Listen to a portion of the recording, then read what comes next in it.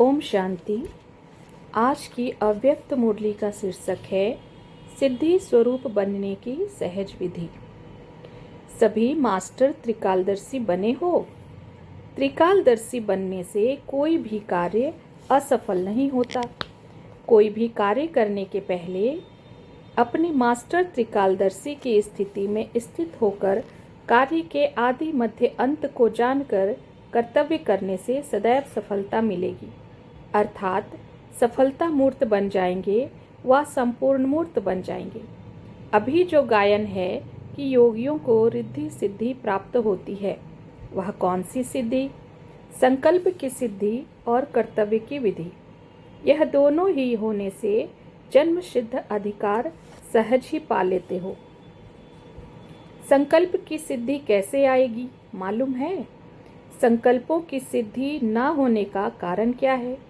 क्योंकि अभी संकल्प व्यर्थ बहुत चलते हैं। व्यर्थ संकल्प मिक्स होने से समर्थ नहीं बन सकते हो। जो संकल्प रचते हो उसकी सिद्धि नहीं होती है। व्यर्थ संकल्पों की सिद्धि तो हो नहीं सकती है ना।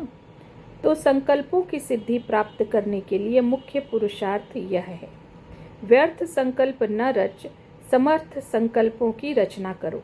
समझा? रचना ज़्यादा रचते हो, इसलिए पूरी पालना कर उन्हों को काम में लगाना यह कर नहीं सकते हो। जैसे लौकिक रचना भी अगर अधिक रची जाती है तो उनको लायक नहीं बना सकते हैं। इसी रीति से संकल्पों की जो स्थापना करते हो वह बहुत अधिक करते हो। संकल्पों की रचना जितनी कम उतनी पावरफुल होगी। जितनी रचना ज़्यादा उतनी ही शक्तिहीन रचना होती है। तो संकल्पों की सिद्धि प्राप्त करने के लिए पुरुषार्थ करना पड़े। व्यर्थ रचना बंद करो, नहीं तो आजकल व्यर्थ रचना कर उसकी पालना में समय बहुत वेस्ट करते हैं। तो संकल्पों की सिद्धि और कर्मों की सफलता कम होती है। कर्मों में सफलता की युक्ति है मास्टर त्रिकालदर्शी बनना। कर्म करने से पहले आदि मध्य और अंत को जानकर कर्म करो, ना कि कर्म करने के बाद अंत में परिणाम को देखकर फिर सोचो। इसलिए संपूर्ण बनने के लिए इन दो बातों का ध्यान देना पड़े। यह प्रवृत्ति वाला ग्रुप है, तो प्रवृत्ति में रहते इन दोनों बातों का ध्यान देने से सर्विसेबल बन सकेंगे। सर्विस सिर्फ मुख से नहीं होती, लेकिन श्रेष्ठ कर्मों द्वारा भी सर्विस कर सकते हो। यह जो ग्रुप आया है, अपने को सर्विसेबल ग्रुप समझते हो? इस ग्रुप में जो अपने को सर्विसेबल समझते हैं वह हाथ उठाएं। अब जिन्होंने सर्विसेबल में हाथ उठाया है वह सर्विस में समय निकाल मददगार बन सकते हैं। माताओं की मदद से बहुत नाम वाला हो सकता है। जितने आए हैं उतने सभी हैंड्स सर्विस में मददगार बन जाएं तो बहुत जल्दी नाम वाला कर सकते हो, क्योंकि युगल मूर्त बन चलने वाले हो। इसलिए ऐसे युगल सर्विस में बहुत अपना शो कर सकते हो। ऐसे कर्तव्य करके दिखाओ जो आपके कर्तव्य हर आत्मा को आपकी तरफ आकर्षण करे। माताओं का ग्रुप, सो भी ऐसी माताएं जो कि युगल रूप में चल रही हैं, उनको समय निकालना सहज हो सकता है। अभी भी समय निकाल कर आई हो ना? अभी भी आपके पीछे प्रवृत्ति चल रही होगी ना? जैसे यह बात जरूरी समझकर बंधनों को हल्का कर पहुंच गई हो, ऐसे समय प्रति समय अपनी प्रवृत्ति के बंधनों को हल्का कर सर्विस में जितनी मददगार बनती जाएंगी उतना ही यह हिसाब किताब जल्दी चुकतू होगा। तो माताओं को ऐसे मददगार बनने में ही अपनी उन्नति का साधन समझना चाहिए। सुनना और सुनाना दोनों ही अनुभव करना चाहिए। जैसे बाप मददगार बनते हैं वैसे बच्चों को भी मददगार बनना है, यही मदद लेना है। तो ऐसी इस ग्रुप में शक्ति भर कर जाना जो अपने बंधनों को हल्का कर सर्विस में मददगार बन सको। नहीं तो इस सब्जेक्ट में अगर कमी रह गई तो फुल मार्क्स कैसे ले सकेंगे? लक्ष्य तो फुल पास होने का रखा है ना। इसलिए इस ग्रुप को खास ऐसी ऐसी युक्तियां रचने की ट्रेनिंग लेकर जाना है। भट्ठी से क्या बनकर जाना है, समझा? सर्विसेबल और मददगार। घर में रहते शक्ति स्वरूप की स्मृति सदैव रहने से कर्म बंधन विघ्न नहीं डालेंगे। घर में रहती हो लेकिन शक्ति रूप की बजाय पवित्र प्रवृत्ति का भान ज़्यादा रहता है।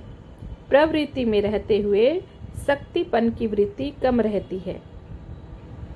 इसलिए अब तक जो आवाज़ निकलता है कि कर्म बंधन है, क्या करें, कैसे कर्म बंधन काटे, यह आवाज़ इसलिए निकलता है क्योंकि शक्तिपन का अलंकार सदैव कायम नहीं रह पाता। तो अब इस भट्ठी में अपनी स्मृति और स्वरूप को बदल कर जाना। इसलिए दो बातें सदैव याद रखना, एक तो चेंज होना है, दूसरा चैलेंज करना है। शक्ति रूप में अपनी वृत्ति और स्वरूप को भी चेंज करना, और जितना जितना अपने को चेंज करते जाएंगे उतना औरों को चैलेंज कर सकेंगे। इसलिए यह दो बातें याद रखना। जब सुकर्म करते हो तो बाप का स्नेही स्वरूप सामने आता है, और अगर कोई विकर्म करते हो तो विकराल रूप सामने लाना चाहिए। आप लोग स्नेही तो हो ना? स्नेही सदैव सुकर्मी होते हैं।